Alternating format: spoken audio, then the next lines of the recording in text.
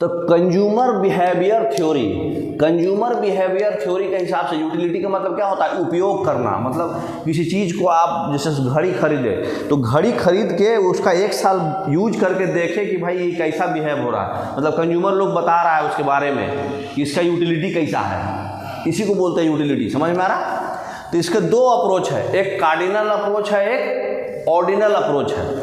ठीक है, cardinal approach का मतलब क्या हो गया? जिसको हम संख्या से माप सकते हैं, मतलब एक मेजरेबल है। और ऑर्डिनल अप्रोच का मतलब जिसको कंपेयर कर सकते हैं, एग्जैक्ट मेजरमेंट नहीं कर सकते हैं, बढ़ेगा घटेगा कंपैरिजन से बता सकते हैं।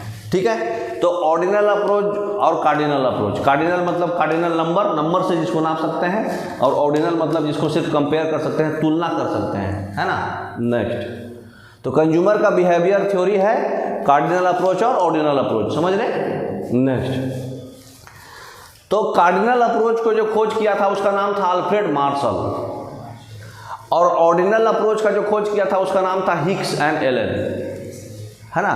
तो हिक एंड एलन और अल्फ्रेड मार्शल। तो अल्फ्रेड मार्शल पहले पढ़ेंगे, बाद में इसका डिमेरिट निकाला, तब हिक एंड एलन दिया।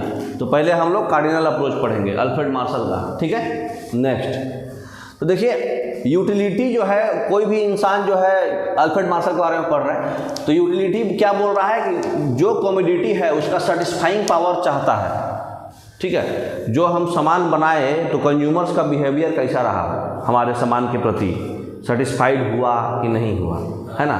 तो जो प्रोड्यूसर सामान बनाएगा वो क्या चाहेगा कि सेटिस्फाई हो जाए कमोडिटी। तो जो सेटिस्फाइंग पावर होता है जो, उसी को हम लोग बोलते हैं यूटिलिटी। अब यूटिलिटी और यूजफुलनेस अलग है कि सेम है, बताइए। अलग है। अभी नेक्स्ट स्लाइड में देखते हैं यूटिलिटी और यूजफुलनेस में क्या अंतर है। देखिए, यूटिलिटी जो है पॉजिटिव भी हो सकता है, निगेटिव भी हो सकता है।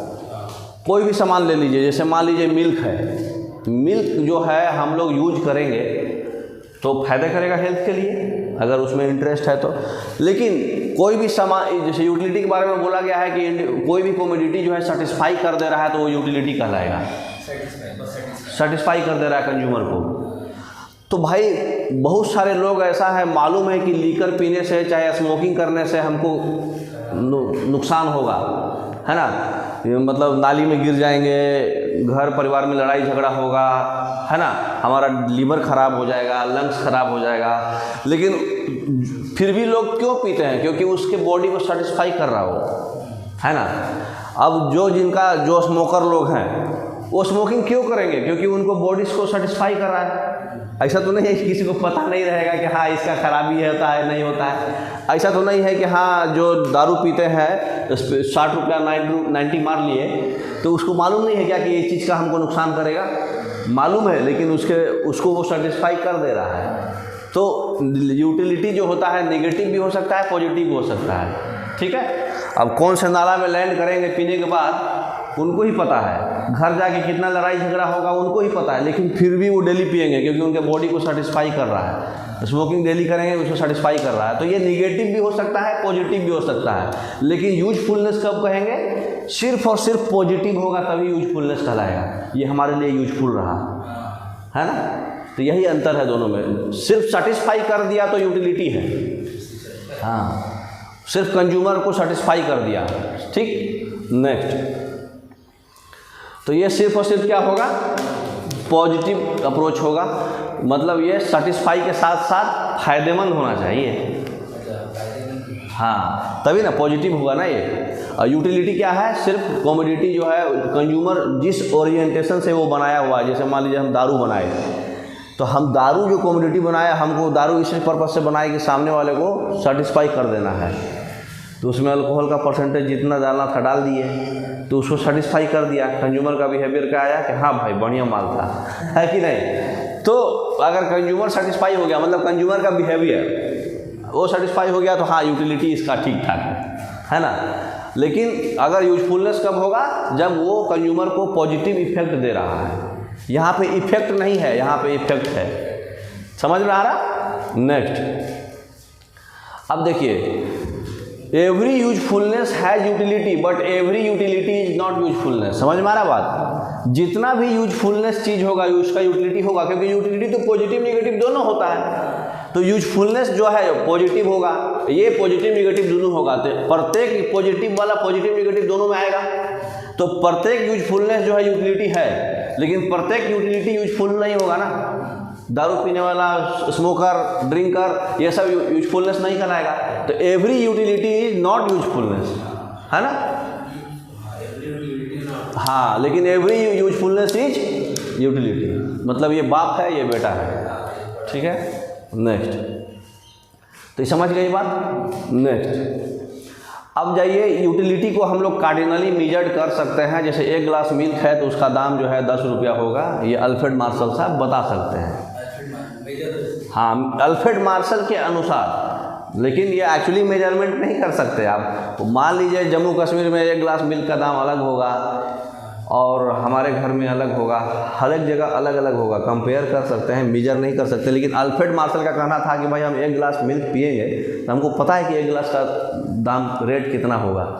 तो अल्फ्रेड मार्शल के अनुसार जो है ये कार्डिनली मेजर किया जा सकता है नंबर के साथ। कार्डिनल मतलब नंबर के साथ। तो ये एक गिलास मिल्क का दाम कितना होगा वो अल्फ्रेड मार्शल बोल रहे हैं कि हम मेजर कर सकते हैं, ठीक है, मतलब मापा जा सकता है। तो मेजरमेंट जो है अल्फ्रेड मार्शल जो है 3 यूटिलिटी में किए, टोटल यूटिलिटी, एवरेज यूटिलिटी और मार्जिनल यूटिलिटी। अब ये तीनों को हम लोग पढ़ना है, ठीक है। तो टोटल यूटिलिटी, एवरेज यूटिलिटी और मार्जिनल यूटिलिटी। तो अगर टोटल यूटिलिटी में हम लोग पढ़ रहे हैं तो मतलब टोटल सेटिस्फैक्शन हो गया कंज्यूमिंग प्रोडक्ट्स, जो प्रोडक्ट्स हम कंज्यूम कर रहे हैं उससे हमारे को टोटली सेटिस्फैक्शन हो रहा है, तो वो होगा टोटल यूटिलिटी। कहने का मतलब कि अगर हम एक गिलास दूध पिए 10 रुपये में, लेकिन 2 गिलास हमको 50 रुपये में दे रहा है, तो हम 2 गिलास पूरी पिए तब हमको पूर्णतः अब हम जाके तृप्त हो गए हैं, मतलब टोटली सेटिस्फाई हो गए जिस चीज़ से। जितना अमाउंट आप प्रोडक्ट्स को कंज्यूम करने से टोटली सेटिस्फाइड है, तब वो टोटल यूटिलिटी कहलाएगा। जैसे किसी का है क्या, 6 बोतल बियर पिएगा तब उसको लगेगा कि हाँ अब हम कुछ पिए हैं, लेकिन किसी का है कि एक ही बोतल में सेटिस्फाई हो जाएगा। तो हर आदमी का टोटल यूटिलिटी अलग है ना। तो टोटल यूटिलिटी का कहलाता है कितना टोटली सेटिस्फाई हो गया उस प्रोडक्ट्स को कंज्यूम करने से, ठीक है। नेक्स्ट, तो टोटल सेटिस्फैक्शन मतलब क्या हुआ, टोटल यूटिलिटी क्या होगा, जितना भी मार्जिनल यूटिलिटी है सबको जोड़ देंगे तो टोटल यूटिलिटी आ जाएगा, ठीक है। अभी पढ़ेंगे मार्जिनल यूटिलिटी क्या होता है। अब आता है एवरेज यूटिलिटी। एवरेज यूटिलिटी क्या होता है, per unit utility of products, मतलब टोटल यूटिलिटी जितना भी है उसको नंबर से भागा दे देंगे पर यूनिट। मतलब जैसे हम मान लीजिए कि 6 बोतल पिया, 6 बोतल बियर पी के टोटली सेटिस्फाइड हो गया, तो उसका टोटल यूटिलिटी कितना, 6 बोतल। पिया कितना, 6, तो 6/6 उसका 1 बोतल, मतलब एक बोतल का कितना यूटिलिटी है वो उसका एवरेज यूटिलिटी कहलाएगा, मतलब by n, total utility by n हो गया एवरेज यूटिलिटी, ठीक है। नेक्स्ट, ये हटा दीजिए। Next, total. अब है मार्जिनल यूटिलिटी। मार्जिनल यूटिलिटी को हिंदी में क्या बोलते हैं, सीमांत यूटिलिटी। तो मार्जिनल यूटिलिटी क्या होता है, कोई एक एक्स्ट्रा यूनिट, हम कोई 1 मोर यूनिट ऑफ प्रोडक्ट हम यूटिलिटी अगर हम उससे निकाल रहे हैं तो मार्जिनल यूटिलिटी है। मार्जिनल यूटिलिटी कभी भी दो प्रोडक्ट यूज होगा, एक प्रोडक्ट हम लोग यूज करें और एक कोई और एक्स्ट्रा यूज करें, तो दोनों के बीच में जो यूटिलिटी ड्रॉन हुआ वो कहलाएगा 1 मोर यूनिट ऑफ प्रोडक्ट, मतलब एक ज़्यादा, है ना, तो उसको बोलते हैं मार्जिनल यूटिलिटी, ठीक है। नेक्स्ट, तो एक एग्जाम्पल समझाए हुए हैं। ये है आपका यूटिलिटी, ये है आपका टोटल यूटिलिटी, मतलब number of products 0, total utility 0। Total utility कभी 0 तो आएगा नहीं, कोई बिना पिए कैसे सेटिस्फाई हो जाएगा। तो अगर 1 बोतल पिया तो उसका 10% यूटिलिटी रहा, है ना, टोटल यूटिलिटी 10 रुपया रहा। मतलब कोई आदमी 10 रुपये में 1 बोतल में सेटिस्फाई हो गया, कोई आदमी 18 रुपये दे करके 2 बोतल में सेटिस्फाई हुआ। तो नंबर ऑफ प्रोडक्ट्स अगर 2 है तो उसका यूटिलिटी बढ़ते जाएगा धीरे धीरे प्रोडक्ट्स, है ना, धीरे धीरे। भाई जितना नंबर ऑफ बोतल बियर पीते जाएगा वो उसका यूटिलिटी धीरे धीरे बढ़ेगा ना, भले उसका 100 यूटिलिटी बहुत लंबा जाए। मतलब टोटल यूटिलिटी, मतलब कहने का मतलब यहाँ पे क्या हो रहा है, जैसे यहाँ टोटल यूटिलिटी 18 है, इसका मतलब 18 रुपया का वो बियर पी लेगा ना तो सेटिस्फाई हो जाएगा। यहाँ टोटल यूटिलिटी 24 है, मतलब 24 रुपये का वो बियर, मतलब 3 को बियर पी लेगा तो सेटिस्फाई हो जाएगा। इस आदमी का टोटल यूटिलिटी 28 रुपया है, मतलब 4 बोतल बियर पी लिया तो सेटिस्फाई हो गया।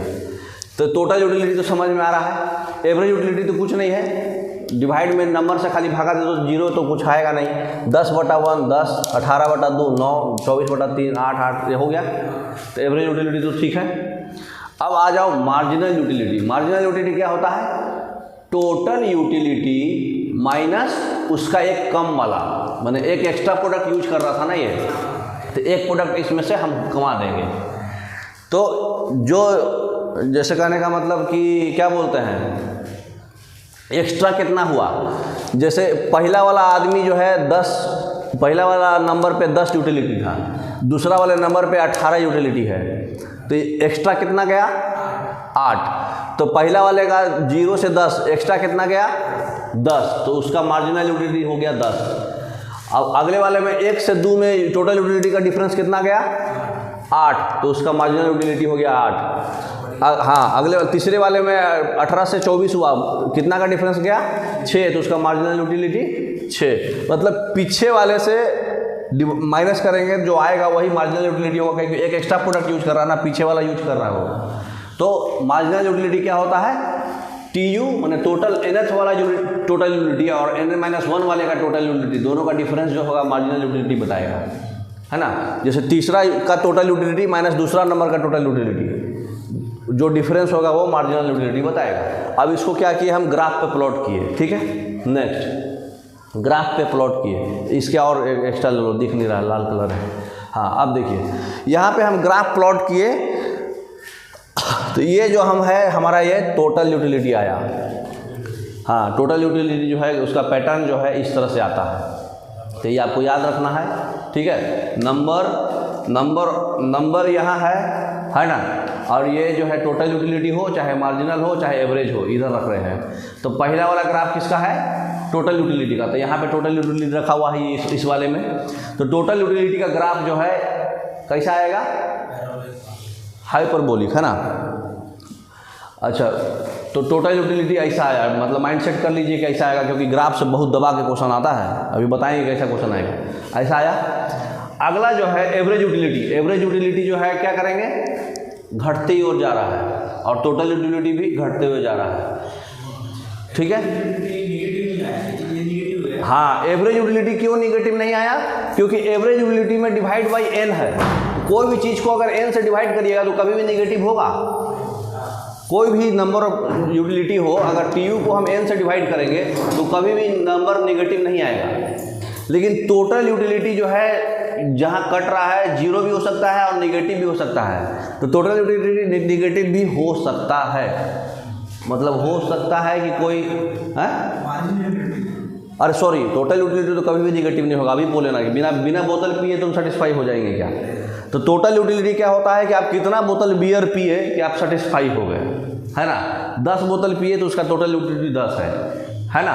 तो ये टोटल यूटिलिटी का कर्व है, टोटल यूटिलिटी वर्सेस नंबर, है ना, कितना बोतल पिया। तो ये टोटल यूटिलिटी तो कभी भी निगेटिव नहीं आएगा, ये तो सिंपल है। एवरेज यूटिलिटी क्या होता है? Total utility divided by n number, ठीक। जैसे 10 बोतल पिया, तो जैसे मान लीजिए कि 100% तृप्ति उसको 10 बोतल पे हुआ, तो 100/10 यहाँ 10, मतलब total utility divided by n जो होगा, वो तो एग्जांपल के लिए समझा रहे हैं। तो ये एवरेज यूटिलिटी होगा, ये कभी भी निगेटिव नहीं जाएगा। लेकिन मार्जिनल यूटिलिटी क्या होता है? अभी हम आपको बताएं कि मार्जिनल यूटिलिटी जो होता है, टोटल यूटिलिटी जितना आया, जैसे दूसरे के नंबर वाले पे टोटल यूटिलिटी 10 है, तीसरे के नंबर वाले पे टोटल यूटिलिटी 18 है, तो दोनों का जो डिफरेंस होगा वही मार्जिनल यूटिलिटी कहलाएगा। पहले वाले में मतलब nth यूटिलिटी माने nth नंबर का total utility minus n-1th number का टोटल यूटिलिटी, तो ये दोनों को जो हम घटाएंगे वो आपका क्या होता है? Marginal utility. तो ये तो निगेटिव जा सकता है ना, हो सकता है कि अगले वाले नंबर में टोटल यूटिलिटी कम गया हो, है ना, हो सकता है ना ऐसा। तो टोटल मार्जिनल यूटिलिटी जो है 0 भी होगा और 0 से निगेटिव भी होगा, लेकिन एक स्लोप इसका स्ट्रेट रहेगा, माने ये लाइन जो है स्ट्रेट जाएगा। तो आपको ये सब समझने का जरूरत नहीं, समझाने के लिए हम बताए थे। खाली आपको ग्राफ अगर माइंड में याद है कि टोटल यूटिलिटी का ग्राफ जो है हाइपरबोलिक होगा, इसका ग्राफ जो है स्ट्रेट लाइन होगा लेकिन झुकेगा, और इसका भी स्ट्रेट लाइन होगा लेकिन ये निगेटिव भी जा सकता है। समझ में आ रहा? मार्जिनल यूटिलिटी 0 जहाँ पे होगा वहीं पे आपका टोटल यूटिलिटी मैक्सिमम होता है जनरली। हाँ, ठीक है। अभी देखते हैं नेक्स्ट उसका कंपेरिजन ग्राफ का देखते हैं। तो ये देखिए टोटल यूटिलिटी का ग्राफ जो है ऐसा जा रहा है, एवरेज यूटिलिटी का ग्राफ जो है ऐसा जा रहा है, और मार्जिनल यूटिलिटी का ग्राफ नीचे की ओर जा रहा है। तो ग्राफ देख लिए, यही आपको याद रखना है। एवरेज यूटिलिटी स्ट्रेट रहेगा क्या? हाँ स्ट्रेट रहेगा, लेकिन डाउनवर्ड जाएगा, लेकिन जीरो कभी नहीं होगा, क्योंकि टोटल यूटिलिटी जीरो होगा नहीं। बिना पिए आदमी कैसे बता देगा कि हाँ बियर कैसा था। तो उसके बाद जो है मार्जिनल यूटिलिटी नीचे की ओर जा रहा है। नेक्स्ट, अब इस ग्राफ पे बताइए, जहाँ पे ये जीरो हो रहा है वहीं पे इसका मैक्सिमम आ रहा है। तो जहाँ पे मार्जिनल यूटिलिटी जीरो होगा वहीं पे मैक्सिमम होगा, क्योंकि अगली बार से टोटल यूटिलिटी उसका कम रहा था ना, मार्जिनल यूटिलिटी माइनस में आ रहा है, तो अगली बार से कम रहा है, इसका मतलब मैक्सिमम टोटल यूटिलिटी वहीं पे जाएगा, जीरो वाले पे ही। तो जहाँ पे जीरो होगा वहीं पे उसका, हाँ, तो कब एग्जाम में बहुत बार आता है कि आपका टोटल यूटिलिटी 50 रुपया है जो कि मैक्सिमम है, तो मार्जिनल यूटिलिटी बताइए, सीधा जीरो है ना, ऑटोमेटिक समझ जाना है। अब देखिए आगे ग्राफ से कंपैरिजन। अब ग्राफ में जो है तीन हम लोग जो है लाइन बना दिए, एक लाइन, दो लाइन, 1 2 3। अब इसमें 3 स्टेज होता है। स्टेज, ये रीजन हो गया स्टेज 1, ये रीजन हो गया स्टेज 2, और ये रीजन हो गया स्टेज 3। तो ये रीजन में देखिए टोटल यूटिलिटी कैसा हो रहा है, बढ़ रहा है, राइजिंग। तो टीयू जो है इंक्रीज हो रहा है, वो भी इंक्रीजिंग रेट से इंक्रीज हो रहा है, बढ़ते रेट से इंक्रीज हो रहा है, ठीक है। और बाकी तो हमेशा कमिएगा ही। तो एयू एवरेज यूटिलिटी घट रहा है, मार्जिनल यूटिलिटी भी घट रहा है। अब स्टेज 2 की बात करिए। स्टेज 2 में क्या हो रहा है, टीयू जो है बढ़ तो रहा है लेकिन घटते हुए रेट से बढ़ रहा है। मतलब यहाँ पे क्या हो रहा था, बढ़ते हुए रेट से था। मतलब यहाँ पे अगर 1% बढ़ा तो यहाँ पे 2% बढ़ा, यहाँ पे 3% बढ़ गया। लेकिन यहाँ पे क्या हो रहा है, यहाँ से यहाँ आने में 1% बढ़ा, लेकिन यहाँ से आने में आधे % बढ़ा, उसके बाद यहाँ से आने में मतलब और कम बढ़ा। मतलब बढ़ रहा है बट धीरे धीरे उसका रेट कमते जा रहा है। समझ में आ रहा बात, डिमिनिशिंग रेट से बढ़ रहा है वो। मतलब यहाँ पे अगर 2% से बढ़ा था तो यहाँ पे भी बढ़ा है लेकिन वो 1% से बढ़ा, यहाँ पे भी बढ़ा है लेकिन वो आधे % से बढ़ा। तो टीयू बढ़ रहा है लेकिन रेट उसका क्या है, डिमिनिशिंग है। यहाँ पे रेट जो था इंक्रीजिंग रेट से बढ़ रहा था। समझ में आ रहा है, और बाकी तो घटेगा ही, ठीक है। नेक्स्ट, तो टीयू डिमिनिशिंग रेट से घट रहा है, एयू तो घट ही रहा है। एमयू यहाँ पे जो है जीरो हो गया है। देखिए सेकंड वाले में एमयू जीरो चला गया है। एक्चुअली ग्राफ को थोड़ा इधर है, ब्लैक कीजिए। IQ जो ये वाला जो है ना, ये मैक्सिमम पे मारा हुआ है ना, ऐसे ही थोड़ा कॉम्प्लिकेटेड हो जाता है, इसलिए इस तरह से बना दिया गया है। मतलब ये TU मैक्स तक ही बढ़ेगा ना, बाद में तो घटने लगेगा। तो TU मैक्स तक जो है बढ़ रहा था लेकिन डिक्रीजिंग रेट से बढ़ रहा था। और यहाँ पे जो है E तो हमेशा कम रहा है, E भी हमेशा कम रहा है, लेकिन ये जीरो पे आ गया है सेकेंड स्टेज में। अब थर्ड स्टेज देखिए। थर्ड स्टेज में क्या होगा, थर्ड स्टेज में जो है मैक्सिमम से फिर क्या होने लगा, TU घटने लगा। तो TU इसमें घटेगा, AU भी घटेगा, और MU क्या होगा, घटेगा और निगेटिव रहेगा, है कि नहीं। तो ग्राफ से हम ये सब याद करने का जरूरत नहीं है, ग्राफ माइंड में है तो सब ऑटोमेटिक लिख सकते हैं आप, है ना। अब देखिए एग्जाम में कैसे क्वेश्चन आएगा। तो ये समझ गए, स्टेज वाइज पूछेगा, समझ में आ रहा है। अब रुकिए, अब क्वेश्चन क्या है, AU इज नेवर जीरो। अभी बताए कि एवरेज यूटिलिटी कभी भी जीरो नहीं होता है, क्योंकि average utility total utility by n होता है, और टोटल यूटिलिटी तो जीरो आएगा नहीं, और बाई n तो जीरो आएगा नहीं। घटेगा लेकिन कभी भी जीरो नहीं होगा। और AU never touches x axis, क्योंकि वो जीरो नहीं होगा तो एक्स एक्सिस को टच नहीं करेगा। जीरो होगा तभी ना एक्स एक्सिस को टच करेगा, तो टच नहीं करेगा। तो 2019 में CDS में क्वेश्चन यही आया था। 4 स्टेटमेंट दिया था, 4 स्टेटमेंट में एक स्टेटमेंट में ही पूरा लिख दिया था, दूसरे स्टेटमेंट में सेकंड स्टेज का लिख दिया था, और तीसरे स्टेटमेंट में थर्ड स्टेज का पूरी लिख दिया था। और फोर्थ स्टेटमेंट में क्या दे दिया था, फोर्थ स्टेटमेंट में दे दिया था कि मतलब जो AU जो है MU जो है दोनों मतलब इक्वली घटता है। ऐसा कुछ नहीं है, हाँ, MU अलग रेट से घटता है, AU अलग रेट से घटता है, भले स्लोप देख रहे हैं अलग अलग है ना। तो ये ग्राफ से बहुत सारा क्वेश्चन बनेगा, ठीक है। समझ में आया। नेक्स्ट, तो CDS में यही क्वेश्चन आया था मतलब एमयू में आप देखिए स्टेज 1 खाली दिया हुआ है। स्टेज 1 में बताइए क्या क्या हुआ। स्टेज 1 में क्या हुआ, एमयू घट रहा है, एयू घट रहा है, और एयू अरे टोटल यूनिट क्या हो रहा है, बढ़ रहा है। ठीक, तो स्टेज 2 में क्या होगा, ये बढ़ेगा लेकिन डिमिनिशिंग रेट से बढ़ेगा, ये घट के 0 हो जाएगा और ये घटेगा, और थर्ड वाले में ये घटेगा, है ना। ये ग्राफ माइंडसेट थोड़ा चेंज कर लीजिएगा, ये वाला जो है मैक्सिमम पे मारा हुआ है ना। चलिए ठीक है, हो गया, समझ में आ गया पूरा। नेक्स्ट, अब आ जाइए LDMU। ठीक है, LDMU क्या कहलाता है वो समझिए। ठीक है, अगर हम लोग प्रोडक्ट को कंज्यूम कर रहे हैं कंटिन्यूसली कोई प्रोडक्ट को आप साल भर यूज किए, ठीक है, तो उसका यूटिलिटी जो होगा, consuming 1 additional unit goes on decreasing, if consumption is not stopped utility become 0 and if further consumption is done utility goes negative. ये मार्जिनल यूटिलिटी के बारे में बताया हुआ है। ठीक है, तो मार्जिनल यूटिलिटी जो हो रहा है, आप कंटिन्यूस किसी चीज़ को यूज कर रहे हैं, ठीक है, एमयू मतलब यहाँ मार्जिनल यूटिलिटी है। ठीक है, लोअर डिमांड मार्जिनल यूटिलिटी, कहने का मतलब कि कोई मतलब बैटरी है, उसको कंटिन्यूस यूज कर रहे हैं, तो धीरे धीरे उसका यूटिलिटी कमते जाएगा, फिर बाद में वो घट जाएगा, है ना। तो इसमें हम ऐसे एग्जाम्पल से समझ रहे हैं कि धीरे धीरे, जैसे मान लीजिए कोई बियर से ही, अभी हम बियर के बोतल से सब कुछ समझ रहे थे कि कोई इंसान बियर पी रहा है, कंटिन्यूस पीते रहेगा तो धीरे धीरे उसका जो है लीवर सड़ेगा, तो धीरे धीरे उसको कम यूज करेगा, फिर बाद में वो जो है निगेटिव मार्जिनल यूटिलिटी होगा। कहने का मतलब बोलेगा अरे भाई मत पी, बहुत ख़राब है, तो वो निगेटिव हो गया। ठीक है, तो कभी भी कोई भी सामान जो है, यूटिलिटी का मतलब क्या होता है, कंज्यूमर का बिहेवियर कैसा है उस सामान को यूज करके। जैसे हम कोई सामान बनाए, तो सामान बनाने के बाद कस्टमर का सेटिस्फेक्शन लेवल कैसा रहा, वो उसका यूटिलिटी होता है ना। तो हम कोई भी सामान को कंज्यूम कर रहे हैं कंटिन्यूसली, तो उसका यूटिलिटी क्या होगा, अगर एक एडिशनल यूनिट जो हम कंज्यूम कर रहे हैं एक और, तो वो घटते जाएगा, और कंजप्शन अगर स्टॉप नहीं करेंगे तो 0 भी होगा और नेगेटिव भी होगा। ये ग्राफ सही समझ में आ रहा था, है ना। नेक्स्ट, अब इसको थोड़ा सा घुमा दीजिए, देखिए यही है आपका स्टेज 2 स्टेज 3। तो यहाँ पर TU जो है मैक्सिमम हो रहा था, जहाँ पे ये 0 हो रहा था। तो अगर आप ये कंटिन्यूसली यूज कर रहे हैं, ये क्या बता रहा है, कंटिन्यूसली हम यूज कर रहे हैं, तो उसका मार्जिनल यूटिलिटी क्या हो रहा है, धीरे धीरे देखिए मार्जिनल यूटिलिटी क्या हो रहा है, उसका कमते जा रहा है, और फिर एक बार 0 हो रहा है और फिर निगेटिव चला जा रहा है। तो मार्जिनल यूटिलिटी जो है कंटिन्यूस अगर आप यूज करिएगा तो घटते हुए जाएगा, और फिर 0 भी होगा और फिर निगेटिव भी हो जाएगा, वही लैंग्वेज में लिखा हुआ था। ठीक है, नेक्स्ट, अब आ जाइए कार्डिनल अप्रोच, है ना। तो कार्डिनल अप्रोच का कुछ अजम्पशन है ना।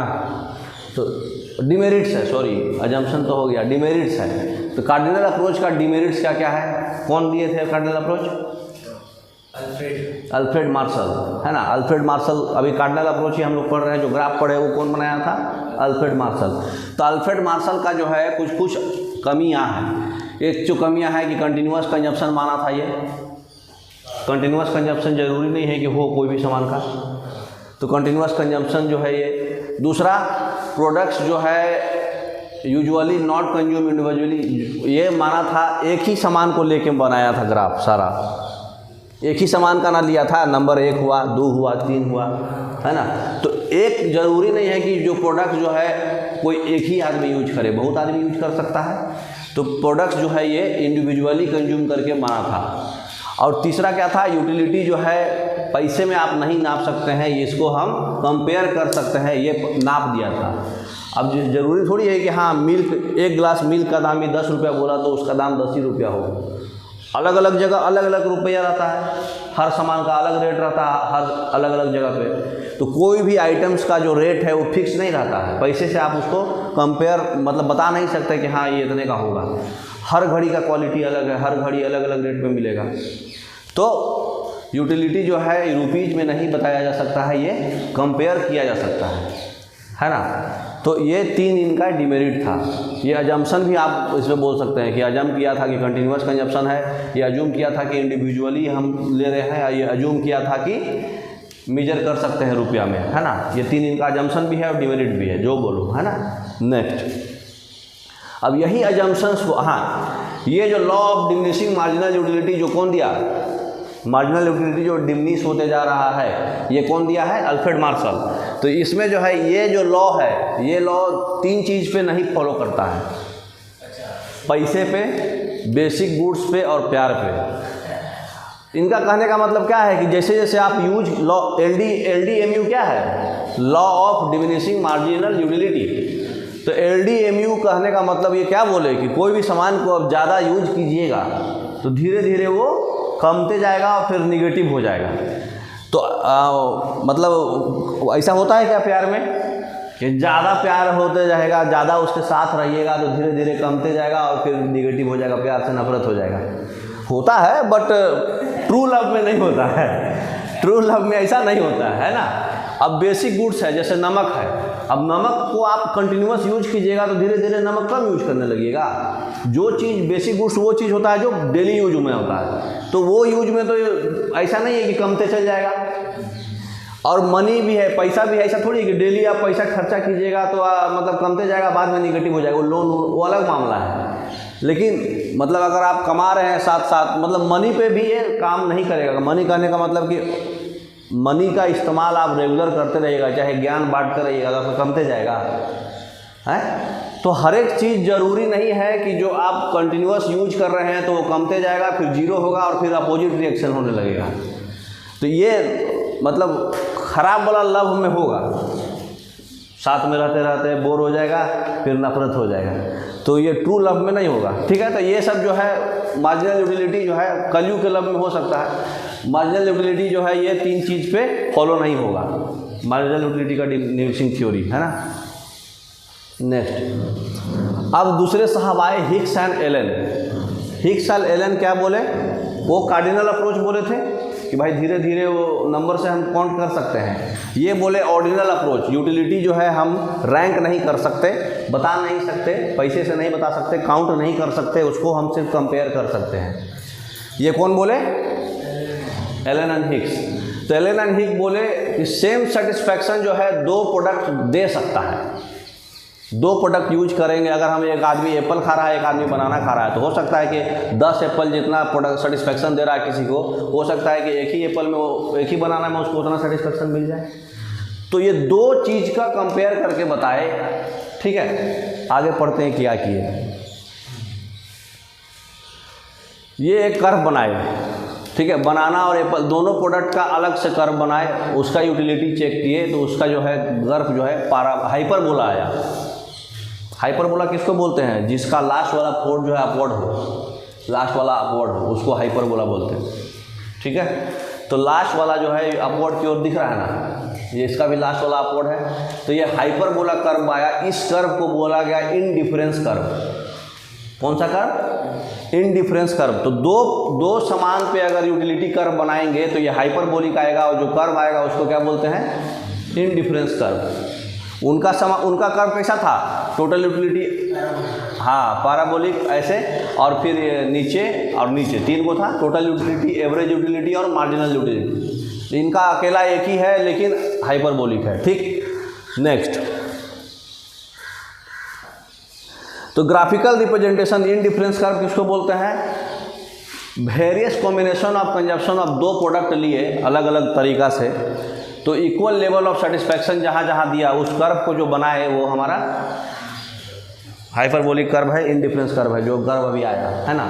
नेक्स्ट, तो इनडिफरेंस कर्व वही हुआ, 2 प्रोडक्ट का हम लोग जो ग्राफिकल रिप्रेजेंटेशन किए, इक्वल लेवल ऑफ सेटिस्फैक्शन जहाँ जहाँ आया उस सब को बनाए। ठीक, तो कर्व नेक्स्ट स्लाइड में दिखाइए, कर्व पे दिखाते हैं। ये जो कर्व बना इनडिफरेंस कर्व, यहाँ पर भी सेटिस्फैक्शन लेवल सेम, यहाँ पे भी सेटिस्फैक्शन लेवल सेम, यहाँ पे भी सेटिस्फैक्शन लेवल सेम, यहाँ पे भी सेटिस्फैक्शन लेवल सेम, यहाँ पे भी सेम। सेटिस्फैक्शन लेवल पूरे कर्व में सेम है। मतलब जिस प्रोडक्ट का कितना क्वांटिटी यूज करने पे दोनों का जहाँ पे सेटिस्फैक्शन लेवल हमको इक्वल आ गया वो कर्व प्लॉट किया हुआ है ना। मतलब कितना बनाना और कितना सेब खाने पे हमको इक्वल सेटिस्फैक्शन मिला, उसको कर्व पे प्लॉट किया हुआ है। मैंने कर्व के एक एक पॉइंट पे सेटिस्फैक्शन लेवल हमारा सेम है। ठीक, नेक्स्ट, अब क्या किया गया, ये कर्व कैसा है, लेफ्ट से राइट जाने में निगेटिव है कि नहीं, अगर राइटवर्ड जा रहे हैं तो ये कर्व कैसा हो रहा है, कमते जा रहा है, मतलब ये क्या है, निगेटिव कर्व है। इनका स्लोप क्या है, लेफ्ट से राइट, है ना। तो कर्व से आपको आइडिया लग रहा है सब कुछ। आगे देखिए, कर्व से भी एक और चीज़ पढ़ेंगे, खाली कर्व आपको माइंड में रखना है। अगर ये वाला कर्व थोड़ा सा ऊपर हो गया, इसका मतलब क्या हुआ, हायर कर्व है, इसका मतलब कि आप जल्दी सेटिस्फाइड नहीं हो रहे, उनका सेटिस्फैक्शन लेवल कंज्यूमर का हाई है ना। और लोअर कर्व करने का मतलब क्या हुआ, कम में बनाना और कम में सेव खा के वो सेटिस्फाई हो जा रहा है।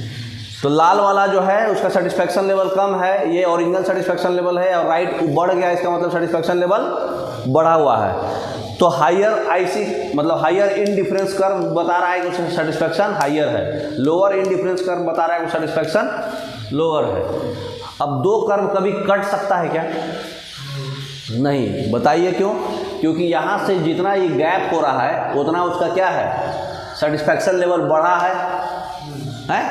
तब दो कर्व जहाँ पे कटेगा, मान लीजिए अगर हम नेक्स्ट स्लाइड में दिखाते हैं, देखिए दो कर्व है, ये एक ये कर्व है, एक ये कर्व है।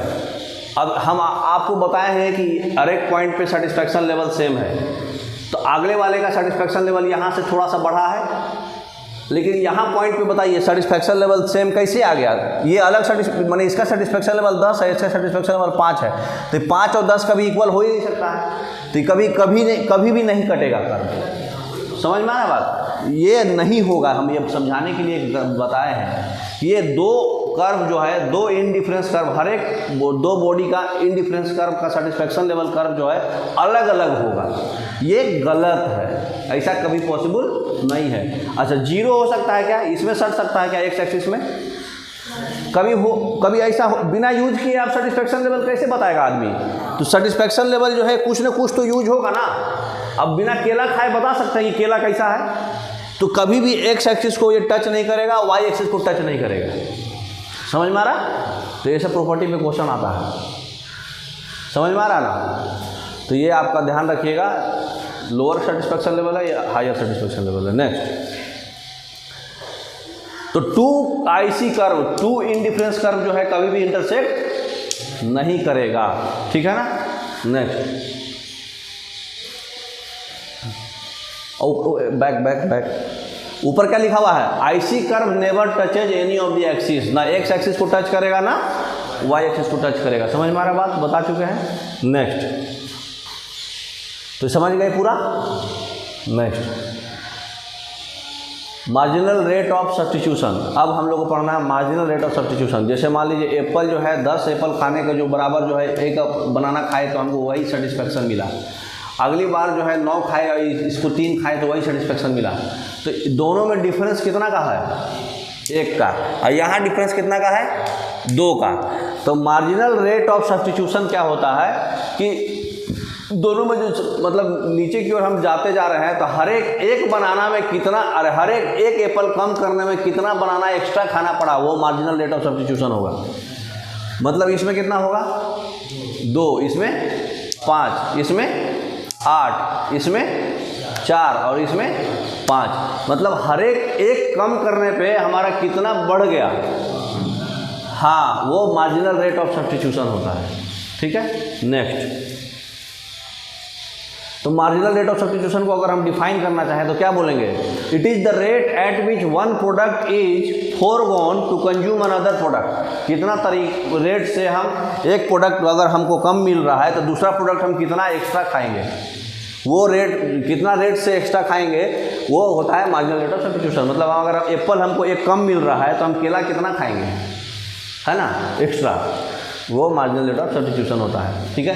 नेक्स्ट, तो आईसी कर्व जो है कैसा होता है, हाइपरबोला होता है ना।